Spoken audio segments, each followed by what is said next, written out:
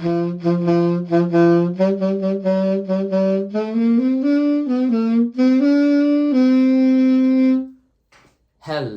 and welcome to the table. I'm your host, Teen Wolf, and today we are going to be talking about the second deck that is in Urza's army.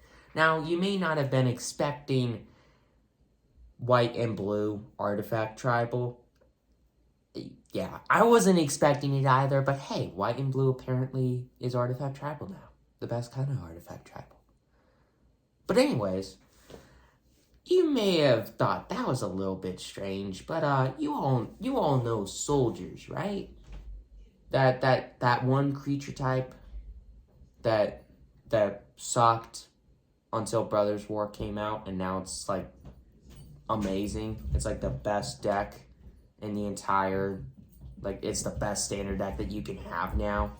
So yeah. It's yeah. Soldier Tribal is very good now. And what's going on out there? But anyways, so yeah, Soldier Tribal is what we're doing today, and it's white and blue. It's white and blue. And oh, by the way, it's all creatures. See ya in the rest of the video.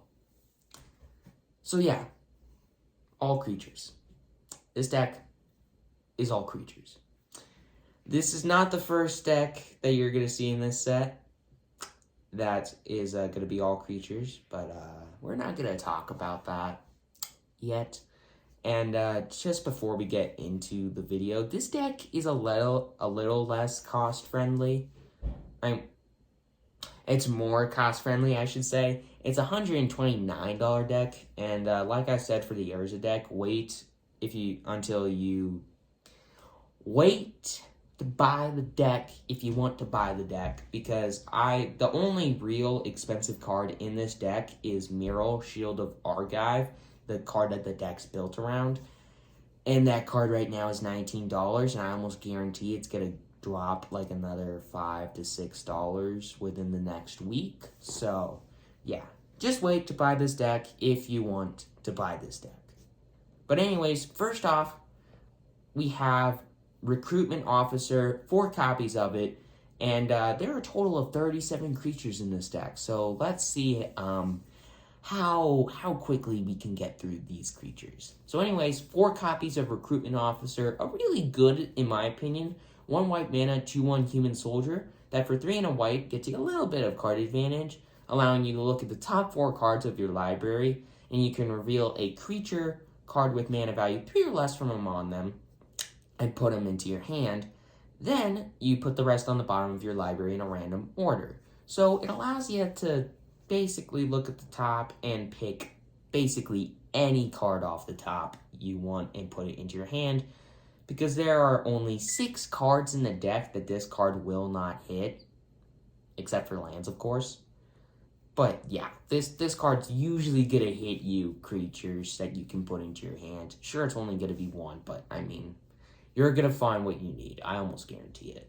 And next up, there's 3 copies of Dennick PS Apprentice, a card that you may not expect to have been in this deck.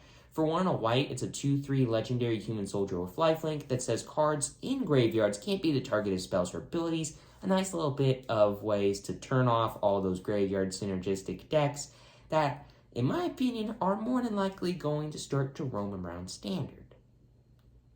More than they already are, I should say.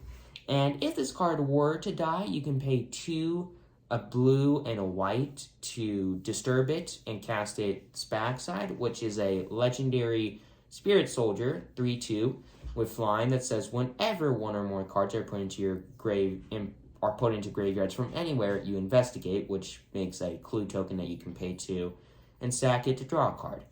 And if this card would be put into a graveyard from anywhere, it gets exiled instead. But so anyways, next up, 3 copies of Guardian of New Benalia, which for 1 and a white is a 2/2 human soldier with enlist, which when this attacks, you can tap another creature that's not attacking, that doesn't have summoning sickness, and add its power to this creature until the end of turn. Which may seem a little bit bad, but I'd say it's good, because when this card enlists, you get this scry to, allowing you to get a little bit of card advantage. And this card's going to basically be able to be a good attacker forever, because you can discard a card from your hand to give this card indestructible until the end of turn and tap it. Now, when this card's attacking, you can just discard a card to give it indestructible, so you're not even going to have to care about tapping the thing, because you're already attacking with it. It's already tapped. So yeah, this card's pretty good. It's pretty good. And then 4 copies of a really good card in this deck, in my opinion, Harbin Vanguard Aviator, which for 1 white and 1 blue, is a 3/2 legendary human soldier with flying that says whenever you attack with 5 or more soldiers, creatures you control get +1/+1 and gain flying until the end of turn. That is incredibly broken in a soldier deck that has a lot of small creatures that it can easily kill your opponent if they get a little bit bigger and have evasion. So yeah, incredibly good card. It can basically, like, if you pull off that trigger, you are almost guaranteed to kill your opponent.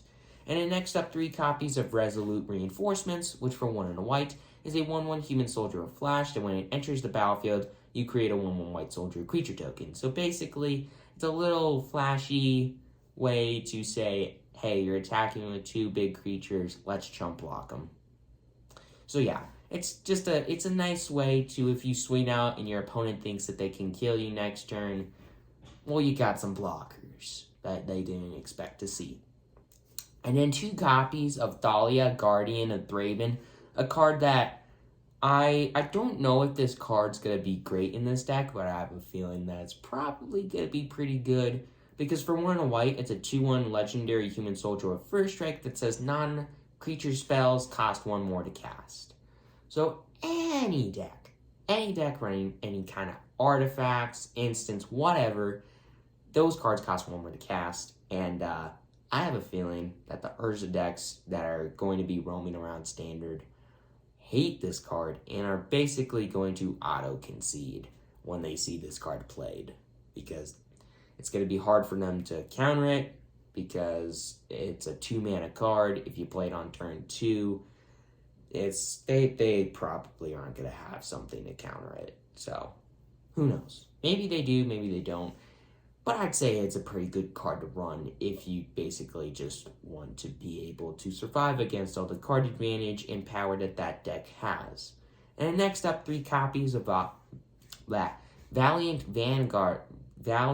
Veteran, 1 white for a 2/2 core soldier that says other soldiers you control get +1/+1. Not a legendary creature, so that's pretty nice. And it also says for 3 double white, you can exile this from your graveyard if it were to die, and you put a +1/+1 counter on each soldier you control.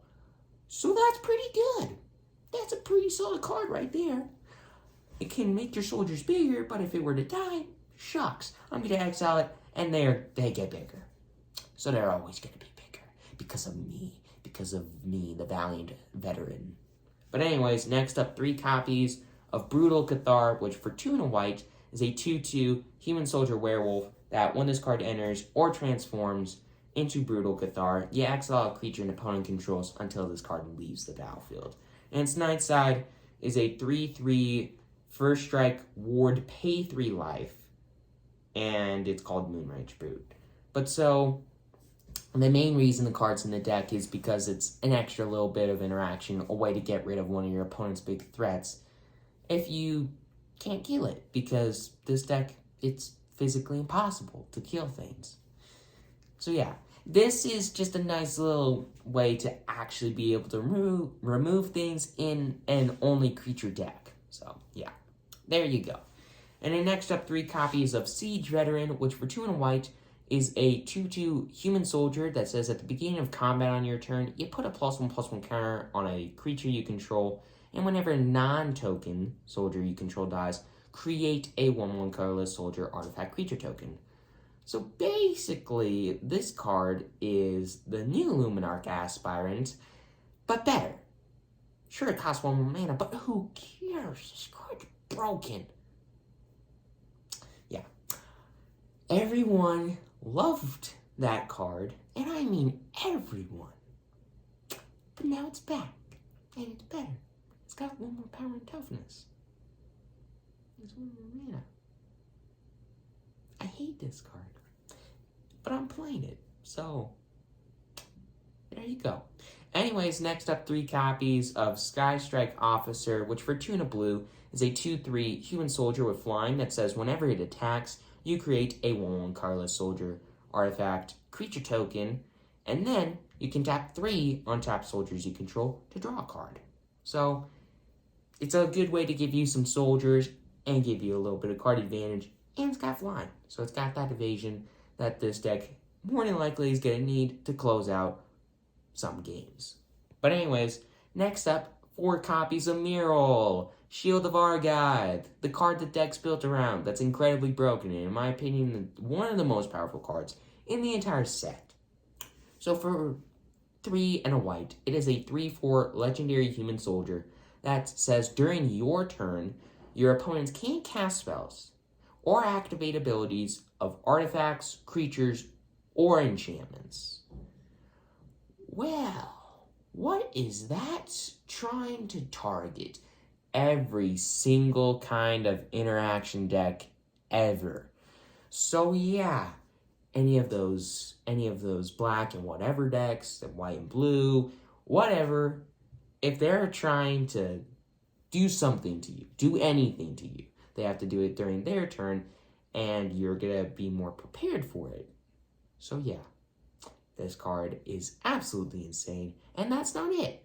Because whenever this card attacks, so it's a little bit of a downside that card has to attack in order to get this ability, create X 1/1 colorless soldier artifact creature tokens, where X is the number of soldiers you control. So let's just keep doubling the amount of soldiers we get every turn. If there's any possible way to make sure that this card can't die when it attacks, which there's definitely a way to do that in this deck, you just get so many soldiers that your opponents are gonna die instantly.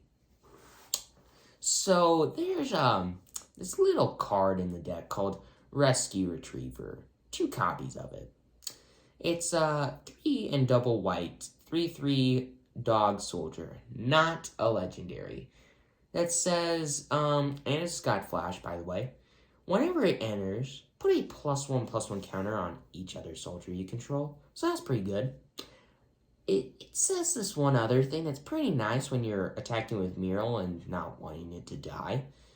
Prevent all damage that would be dealt to other attacking creatures you control. So just never attack with this card, because it's going to be smaller, and it's not going to be able to get indestructible, basically. And yeah, all of your soldiers are going to get a little bit bigger, and they can't die when they attack. What? Combine this card with Mural. You can't kill any of the soldiers on your battlefield. Well, your opponents can't kill any of the soldiers on your battlefield during your turn. They can't kill it by blocking, they can only chump, and they can't interact with your board in any kind of way. That's broken. That is absolutely, positively broken. And next up, that is going to be it for the creatures. Let's get into the lands, which, oh, by the way, there are 23 of, because the average mana cost of the deck is 2.5. Because Mural and the Rescue Retriever, and having like 9 3-drops. Anyways, let's get into the lands. Alright, we got 23 lands. First off, 4 copies of Adhikar Wastes, because it's Adhikar Waste. Tap for a colorless, tap for a white or blue, but it deals a damage to you. Pretty good card, because it's an untapped land. If you don't like ping lands, what's wrong with you? They're so good. They give you ways to tap for mana that you need without having to wait a turn, because it doesn't enter tapped. Anyways, next up there's 4 copies of Deserted Beach, which enters tapped unless you control 2 or more other lands, and it taps for a white or blue. And then there are 4 copies of Tranquil Cove, which enters tapped, and when it enters, it gains you life, and it taps for white or blue. And then there's 4 copies of Soldier's Own Land, Fortified Beachhead, which, when it enters the battlefield, you may reveal a soldier card from your hand, and this card will enter the battlefield untapped if you do that, but if you don't, it enters tapped. And it taps for white or blue. And you can pay 5 and tap it to give your soldiers +1/+1 until the end of turn. Pump your soldiers, have mana for your soldiers, be able to have it untap if you reveal a soldier. Why? Anyways, then there's 7 planes in the deck as well. So yeah, you may be thinking, why do you have that many planes and no islands? Well, because there's only 3 cards in the entire deck with blue mana in their cost, and that adds up to a total amount of like 10 blue mana pips in the entire deck versus 36 white. So yeah, no islands, just planes. So yeah, there you go. But anyways, overall, this deck to me is going to be an incredibly broken deck and cost friendly. So, and I almost guarantee it's going to get lower because, like I said earlier, the cards in this deck, I almost guarantee the cards from Brothers War at least are going to go down because, I mean, this set isn't even technically out yet as I'm recording this video. So, yeah. But with all of that aside, thank you all for watching. Please consider subscribing. I'm your host, Teen Wolf, and see you when we talk about Mishra's side of the battlefield during the Brothers' War. See you then.